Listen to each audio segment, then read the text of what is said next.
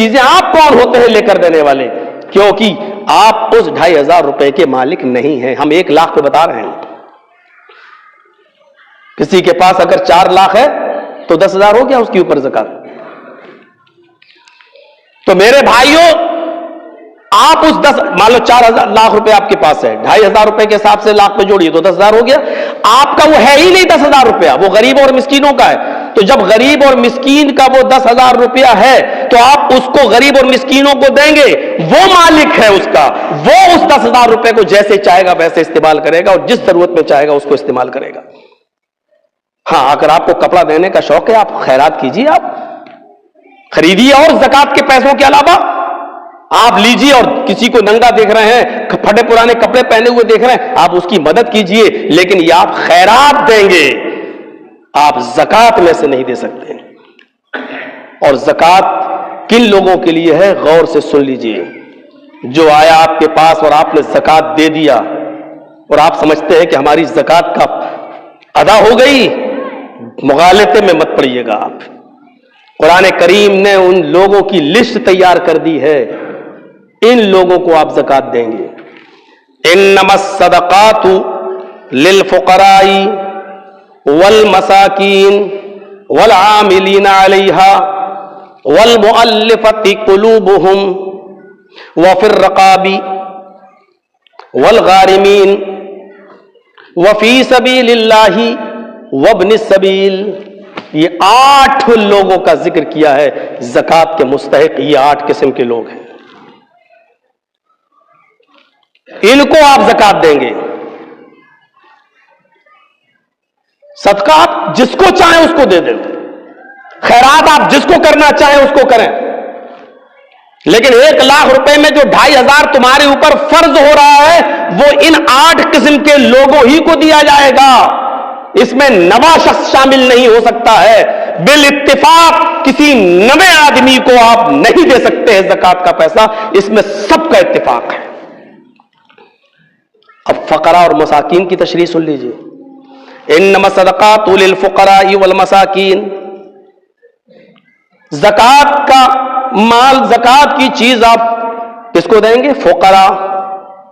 پہلی چیز فقیر. فقیر کس کو کہتے ہیں؟ ہم لوگ عام لوگ سمجھتے ہیں نا فقیر مسکین کا حق ہے. ارے فقیر الگ چیز ہے، مسکین الگ چیز ہے. آج سمجھ لیجئے فقیر کس کو کہتے ہیں. اگر یہ دونوں ایک چیز ہوتی تو اللہ تعالیٰ الگ الگ بیان نہیں کرتا. اللہ نے کہا للفقراء والمساکین والعاملین علیہا والمؤلفۃ قلوبہم. اللہ نے یہ الگ الگ بیان کیا. فقیر کس کو کہتے ہیں؟ مفسرین تشریح کرتے الذی لا مال لہ. فقیر اس کو کہتے ہیں جس کے پاس کوئی مال ہی نہ ہو، کچھ بھی نہ ہو جس کے پاس. آپ ایسے لوگوں پر نظر رکھیے. آپ کے محلے میں ایسے بہت سے لوگ مل جائیں گے بیچارے جن کے پاس کچھ نہیں ہے. پہلی چیز للفقراء فقیر. اور فقیر کو میں بتا چکا ہوں الذی لا مال لہ، جس کے پاس کوئی مال نہ ہو. والمسکین. زکات آپ مسکین کو دیں گے. مسکین کس کو کہتے ہیں؟ مسکین اس کو کہتے ہیں کہ جس کے پاس بالکل نہیں، ایسی بات نہیں ہے، اس کے پاس ہے تھوڑا بہت، وہ کماتا بھی ہے لیکن اس کے بچے زیادہ ہیں، کثیر الاولاد ہے، یا اس کے گھر کا خرچہ اتنا ہے کہ وہ بیچارہ جو کچھ کماتا ہے وہ اس کو اس کے گھر والوں کو پورا نہیں ہو پاتا ہے. اس کے پاس کماتا ہے، دال روٹی اس کی چل رہی ہے، لیکن اتنا نہیں کما پاتا ہے کہ جتنے میں اس کے گھر کا پورا خرچہ چل جائے. یہ ہے مسکین. یاد رکھیے گا دونوں یہ 8 چیزیں. پتہ نہیں میں بتاؤں گا آپ کو یاد بھی رہے گی یا نہیں رہیں گی. الفقیر کس کو کہتے ہیں؟ جس کے پاس مال نہ ہو. اور مسکین اس کو کہتے ہیں کہ جس کے پاس مال تو ہو تھوڑا بہت اور وہ کماتا بھی ہو. فقیر اس کو کہتے ہیں جس کے پاس کمانے کا کوئی ذریعہ ہی نہ ہو.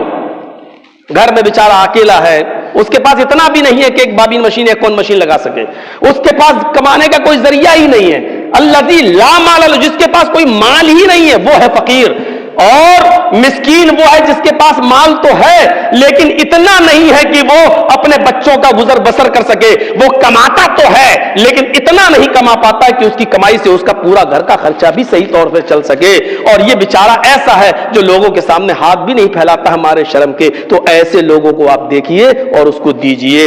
ایسے لوگ بہت سے مل جائیں گے آپ کو آپ کی بستی کے اندر جن کے پاس اپنے بیٹے کے علاج کا پیسہ نہیں ہے اس کے پاس. آپ اس کو پیسہ دیجئے,